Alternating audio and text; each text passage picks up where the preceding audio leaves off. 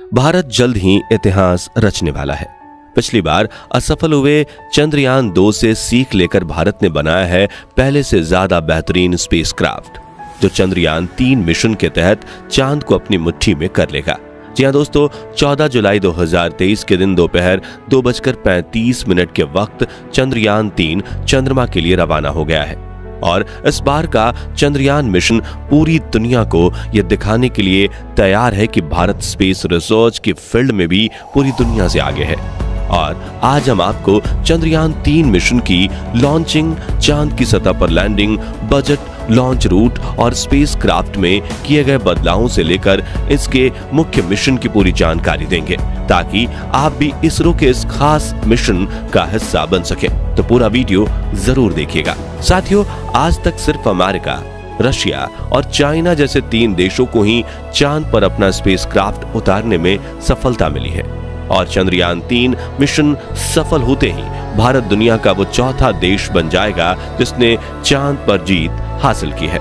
आज से करीब 4 साल पहले 22 मई 2019 के दिन भारत ने चंद्रयान 2 को चांद पर भेजने की कोशिश की थी। और इस दौरान पीएम नरेंद्र मोदी भी इसरो के बेंगलुरु वाले हेड ऑफिस पहुंच गए थे। और पूरा देश यही आस लगाए बैठा था कि चंद्रयान 2 मिशन सफल हो जाएगा। मिशन के शुरुआत में सब कुछ सही चल रहा था और 7 सितंबर के दिन चंद्रयान 2 चंद्रमा की सतह पर उतरने ही वाला था कि तभी चंद्रमा की सतह से सिर्फ 2 किलोमीटर की ऊंचाई पर विक्रम लैंडर से हमारा संपर्क टूट गया और हम चांद पर लैंडिंग करने में असफल हो गए थे। मिशन में मिले इस असफलता से इसरो के चीफ के सिवन काफी ज्यादा भावुक हो गए थे। तभी प्रधानमंत्री नरेंद्र मोदी ने उन्हें गले लगाकर सांत्वना दी थी, जिसके बाद प्रेस मीट में पीएम मोदी ने कहा था कि हम यहां रुकेंगे नहीं, बल्कि इससे सबक लेकर आगे बढ़ेंगे, क्योंकि विज्ञान यानी प्रयास और प्रयास और प्रयास। प्रधानमंत्री नरेंद्र मोदी की कही इस बात को आधार बनाकर इसरो ने फिर से चंद्रयान 3 को चांद पर भेजने के सपने बुनना शुरू कर दिया था। लेकिन उस वक्त हुई भूल को सुधारने में इसरो को पूरे 4 साल लग गए और अब उन्होंने पहले से ज्यादा एडवांस और पावरफुल स्पेसक्राफ्ट तैयार कर लिया है। दोस्तों, चंद्रयान 2 की नाकामयाबी से निराश होने की बिल्कुल भी जरूरत नहीं है, क्योंकि पृथ्वी के वातावरण से बाहर निकलकर अंतरिक्ष में जाना अपने आप में बड़ी चुनौती होती है। और जानकारी के लिए बता दें कि अमेरिका अपने सभी चांद मिशन में से कुल 26 बार फेल हो चुका है, जबकि रशिया को 14 बार फेलियर का सामना करना पड़ा था। लेकिन भारत ने तो अपनी पिछली असफलता से इतनी बारीकी से सीख ली कि इस बार चंद्रयान 3 का सफल होना तय माना जा रहा है। इस विषय पर बात करते हुए इसरो के मौजूदा चीफ एस सोमनाथ ने कहा कि चंद्रयान 2 मिशन में भले ही हम असफल हुए थे, लेकिन बड़ी बात यह है कि हम इससे सीख लेकर आगे बढ़े हैं। आगे उन्होंने कहा कि असफलता मिलने का यह मतलब बिल्कुल नहीं कि हम कोशिश करना ही बंद कर दें। चंद्रयान 3 मिशन से भी हमें बहुत कुछ सीखने को मिलेगा और इस बार हम इतिहास रच देंगे। साथियों, 14 जुलाई के दिन दोपहर के 2:35 पर इसरो आंध्र प्रदेश के श्रीहरिकोटा स्थित अपने सतीश धवन स्पेस सेंटर से अपने चंद्रयान 3 को लॉन्च कर दिया है। इसरो के मुताबिक चंद्रयान 3 को उसी रास्ते से चांद भेजा जाएगा जो चंद्रयान 2 का था। साथ ही इसे चांद के दक्षिणी ध्रुव पर ही उतारा जाएगा, जहां पर चंद्रयान 2 को उतारा जाने वाला था। यानी हम यूं कह सकते हैं कि चंद्रयान 3 अपने पिछले साथी चंद्रयान 2 का बचा हुआ मिशन पूरा करेगा।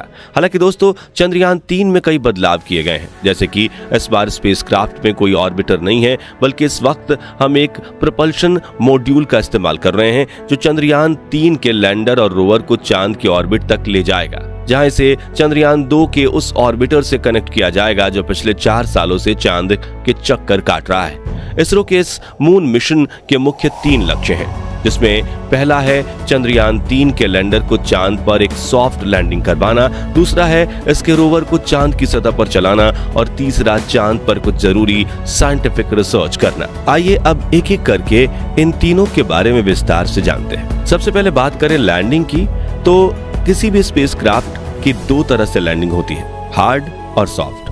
जिसमें से हार्ड लैंडिंग में कोई भी स्पेसक्राफ्ट अंतरिक्ष में मौजूद ग्रह और उपग्रह पर तेजी से लैंडिंग करता है, जिससे सतह से टकराकर उसके क्रैश होने के चांसेस बढ़ जाते हैं। हार्ड लैंडिंग के दौरान ज्यादातर मामलों में स्पेसक्राफ्ट से हमारा संपर्क टूट जाता है या फिर वो एक जगह पड़े रहते हैं, और यही दिक्कत चंद्रयान 2 के विक्रम लैंडर के साथ भी हुई थी।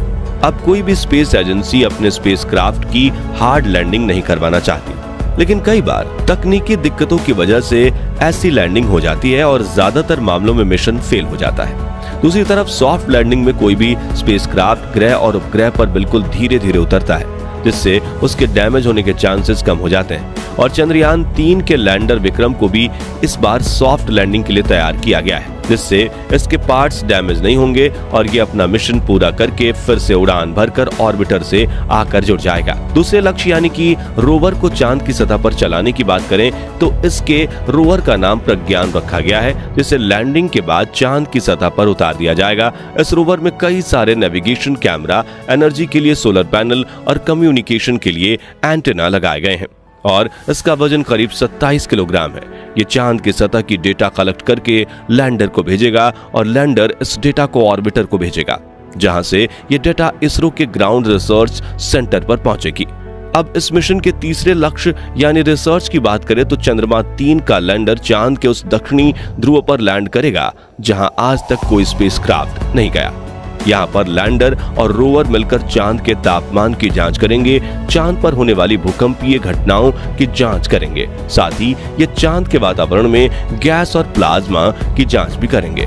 इसके अलावा कई सीक्रेट साइंटिफिक रिसर्चेस भी किए जाएंगे। कुल मिलाकर इस मिशन से इसरो चांद की वो डेटा कलेक्ट करेगा जो चांद पर मानव बस्ती बसाने की कोशिश को एक और कदम आगे ले जाए। साथियों, चंद्रयान 3 का लैंडर चांद पर 1 लूनर दिन तक रहेगा, जो कि धरती पर 14 दिनों के बराबर होता है, जिसके बाद ये फिर से उड़ान भरकर ऑर्बिटर के पास आ जाएगा। इस मिशन का बजट 615 करोड़ बताया जा रहा है। पहली बार सुनने में तो ये बजट आपको ज्यादा लग सकता है, लेकिन बता दें कि ये बजट पिछले दिनों रिलीज हुई फिल्म आदि पुरुष के 700 करोड़ के बजट से भी कम है, और इतने कम बजट में चांद पर जाकर इतने बड़े मिशन को अंजाम देना वाकई में काबिले तारीफ होगा। बता दें कि चंद्रयान 3 स्पेसक्राफ्ट का कुल वजन 3900 किलोग्राम है, जिसमें से प्रपल्शन मॉड्यूल 2148 किलोग्राम और लैंडर मॉड्यूल 1752 किलोग्राम है। आइए दोस्तों, अब जानते हैं कि चंद्रयान 3 धरती से लेकर चांद का सफर कैसे पूरा करेगा। तो चंद्रयान 3 के स्पेसक्राफ्ट को रॉकेट से जोड़कर इसरो ने अपने LVM-3 लॉन्च व्हीकल से जोड़ दिया और यह मिशन LVM-3 के इग्निशन से शुरू हो गया। फिर ऊपर पहुंचने पर इसके अगल बगल लगे S-200 रॉकेट अलग हो गए और आगे चलकर पेलोड को कवर करने वाले को खोलकर भी अलग कर दिया जाएगा। रॉकेट का दूसरा चरण भी अंतरिक्ष में आके पहुंचकर मेन स्पेसक्राफ्ट से अलग हो जाएगा, जिसके बाद तीसरे चरण में क्रायोजेनिक इंजन चालू कर दिया जाएगा, जो चंद्रयान 3 को चांद तक ले जाएगा।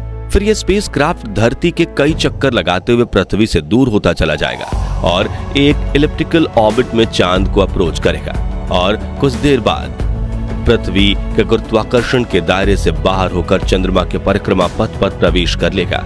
चांद के ऑर्बिटर में पहुंचते ही लैंडर को प्रपल्शन मॉड्यूल से अलग करके चांद की सतह की ओर भेज दिया जाएगा और सतह के नजदीक पहुंचते ही इसके थ्रस्टर्स ऑन कर दिए जाएंगे ताकि इसकी रफ्तार को कम किया जा सके और ये चांद की सतह पर सॉफ्ट लैंडिंग कर सके। ये लैंडिंग 23 या 24 अगस्त के दिन करवाई जाएगी। दोस्तों, आप में से कई लोग होंगे जो चंद्रयान 3 के लॉन्च को लाइव भी देख चुके होंगे। उनके लिए इसरो ने एक वेबसाइट जारी की थी और उस पर रजिस्ट्रेशन भी किया था, जहां जाकर आपने लाइव लॉन्च को देख लिया होगा। अगर आपने नहीं देखा तो आइए हम कुछ आपको दिखाते हैं। Lift off normal. Here we have of LVM-3 M4 rocket carrying India's prestigious Chandrayaan 3 space. तो दोस्तों, अगर आप भी हमारी तरह यही चाहते हैं कि चंद्रयान 3 मिशन में भारत को अपार सफलता प्राप्त हो, तो कमेंट बॉक्स में इसरो को अपनी दुआएं जरूर देना। साथ ही वीडियो पसंद आए तो इसे लाइक और शेयर जरूर कीजिएगा और इस मिशन से जुड़ी पल पल की जानकारी पाते रहने के लिए हमारे चैनल को सब्सक्राइब करके पास वाली घंटी जरूर दबा दीजिएगा। धन्यवाद।